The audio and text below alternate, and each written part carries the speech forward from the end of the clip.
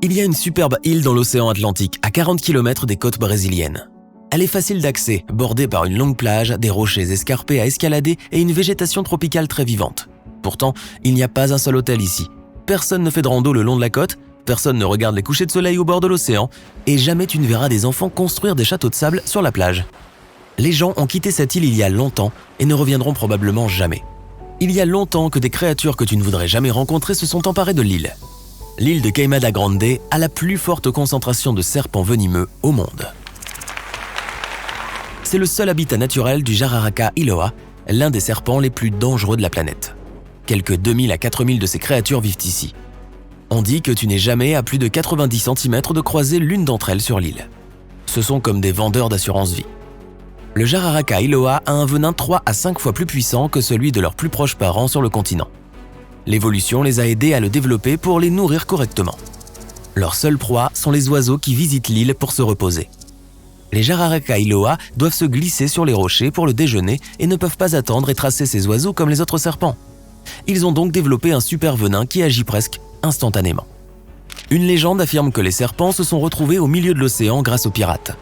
Ils cherchaient un bon endroit pour cacher leur or.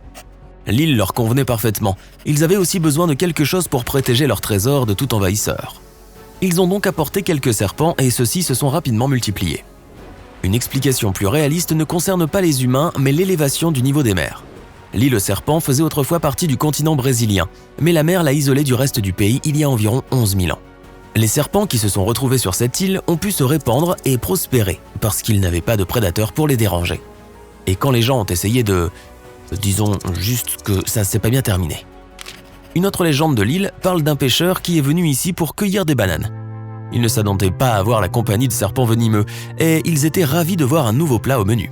Le pêcheur a couru vers l'eau aussi vite qu'il a pu, mais il a été mordu avant de pouvoir sauter dans son bateau. Quelques jours plus tard, son bateau a été retrouvé. Il n'a pas survécu au voyage. L'île aux serpents est inhabitée depuis longtemps, mais elle a eu une population humaine pendant quelques années, de 1909 à 1920.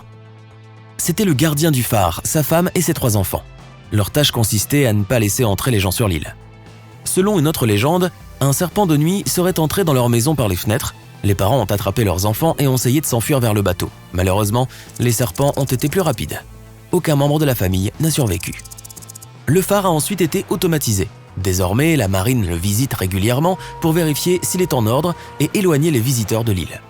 C'est à la fois pour la sécurité des personnes et pour le bien des serpents qui sont une espèce en danger critique d'extinction. Certaines de ces personnes sont des touristes à la recherche d'aventure. D'autres sont des contrebandiers qui capturent et vendent des Jararaca Iloa pour 10 000 à 30 000 $. Les collectionneurs d'animaux et les scientifiques sont prêts à payer ce prix. La rumeur rapporte que le venin aide à guérir les maladies cardiaques. Dans le passé, quelqu'un a essayé de mettre le feu à l'île pour se débarrasser des serpents et libérer les terres pour l'agriculture. Mais les serpents ont une mission importante. Il est crucial de les étudier pour mieux comprendre toute la famille des serpents lanceheads et aider à soigner les personnes qui se font mordre par eux sur le continent. De tels incidents se produisent souvent au Brésil. Si tu veux vraiment visiter l'île, tu dois être l'un de ces biologistes ou chercheurs qui l'utilisent comme un véritable laboratoire pour étudier les Jararaca Iloa. Tu dois remplir de nombreux formulaires et obtenir une autorisation officielle pour te rendre sur l'île. Il y aura aussi toujours un médecin dans le groupe pour aider les autres si quelque chose tourne mal et des officiers de la marine pour assurer la sécurité. Ailleurs, il y a des endroits où les gens survivent aux côtés des serpents. L'île de Musambwa, sur le lac Victoria en Ouganda, abrite 2000 serpents et moins d'une centaine de personnes. C'est un ratio de plus de 20 serpents par personne. Roc-python, cobra, vipère. On en trouve même dans les maisons des gens. Parfois, ils partagent leur lit avec les locaux. Ces derniers croient que l'île abrite de nombreux esprits bienveillants qui se sont transformés en serpents. Les gens ne sont que des invités ici et ils ne doivent jamais faire de mal à ces serpents. Même si tu trouves un cobra sous ton oreiller, tu n'es pas censé crier à l'aide. Tu vas fuir la bonne chance. Et si tu blesses un serpent, prépare-toi à faire tes valises et à quitter l'île pour de bon. Il y a également des varans sur l'île. Les serpents vivent en paix avec eux et avec les habitants de l'île. Ils se nourrissent principalement d'œufs d'oiseaux et ne t'attaqueront pas en premier. Le vrai danger de l'île Sentinelle Nord n'est pas les serpents, mais les gens. L'île, de la taille de Manhattan et entourée de coraux, abrite l'une des tribus les plus isolées de la planète, les Sentinelles. Il s'agit d'une société de chasseurs-cueilleurs qui n'accueille absolument aucun étranger.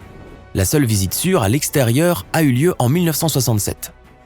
D'après ce qu'ils ont vu à l'époque, les anthropologues estiment qu'il pourrait y avoir entre 15 et quelques centaines de personnes vivant sur l'île. Personne d'autre au monde ne parle ou ne comprend leur langue. Un autre endroit dangereux est l'île de Miyakejima, au Japon, au sud de Tokyo. Elle est réputée pour son volcan actif. Rien qu'au siècle dernier, il y a eu 6 éruptions. Du gaz toxique s'échappe du sol depuis le dernier incident en 2000. Pendant des années, tous les résidents et les touristes devaient toujours porter avec eux des masques à gaz lorsqu'ils se trouvaient sur l'île. Lorsqu'une sirène retentissait, c'était un signe qu'il fallait le mettre immédiatement. Cela signifiait que les niveaux de soufre dans l'air avaient dangereusement augmenté. Heureusement, cela fait des années que les masques à gaz ne sont plus nécessaires. L'activité volcanique a également fait du lac Kivu, en Afrique, un endroit dangereux. Il se trouve exactement là où les plaques tectoniques s'éloignent lentement les unes des autres. Cela rend la croûte terrestre plus fine et les volcans plus actifs. C'est pourquoi il y a des sources chaudes sous le Kivu qui envoient de l'eau chaude, du dioxyde de carbone et du méthane dans le lac. Les micro-organismes qui vivent dans le lac génèrent plus de méthane. Tous ces gaz restent dans l'eau parce que le lac est vraiment profond. Ce mélange est plus dense que l'eau normale du lac. Ainsi, le lac a des couches inhabituelles. Le Kivu est dangereux parce que tous les gaz qui y sont piégés pourraient un jour trouver une issue. Ce serait alors une catastrophe. Saba est une petite île des Caraïbes qui a connu plus de tempêtes au cours des 150 dernières années que tout autre endroit au monde.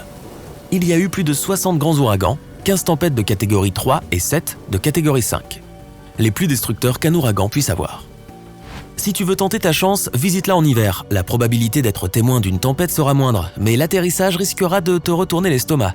Il se trouve également que Saba possède l'une des pistes les plus courtes et les plus dangereuses de la planète, coincée entre 2 crêtes rocheuses. L'île de Bouvet est la plus isolée et la plus solitaire du monde. La terre la plus proche se trouve à 1600 km au nord et la côte de l'Antarctique à 1800 km au sud. Moins de 100 personnes s'y sont déjà rendues, principalement des scientifiques qui travaillent dans une station de recherche. Si tu décidais d'y aller, le voyage prendrait des jours. Si quelque chose se passait mal, il n'y aurait personne pour te sauver à temps. De plus, 93% de l'île est couverte d'un glacier et il n'y a qu'un seul endroit approprié pour amarrer un bateau.